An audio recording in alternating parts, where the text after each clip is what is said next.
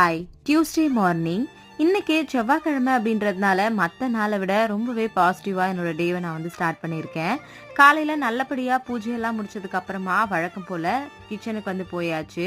இன்னைக்கு தேவேஷ்க்கு ஸ்கூல் இருக்குது அப்படின்றதுனால அவனுக்கு காலையில் டிஃபன் தான் வந்து கேட்டிருந்தான். அதனால வந்து பார்த்தீங்கன்னா பொடி தோசை தான் பண்ணி அவனுக்கு வந்து ஸ்கூலுக்கு லஞ்ச் பேக் பண்ணியாச்சு. எங்களுக்கு வந்து பார்த்தீங்கன்னா கீரை வாங்கிட்டு வந்திருந்தோம். அதனால் அது எல்லாத்தையும் கிள்ளி க்ளீன் பண்ணி ரெடி பண்ணுறதுக்கு கொஞ்சம் வந்து டைம் தான் வந்து ஆச்சு.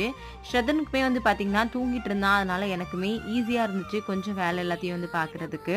நேற்று வீடியோ வந்து போட முடியல. நிறைய பேர் கேட்டிருந்தீங்க என்னாச்சுக்கா உடம்பு சரியில்லையா அப்படின்னு சொல்லிட்டு.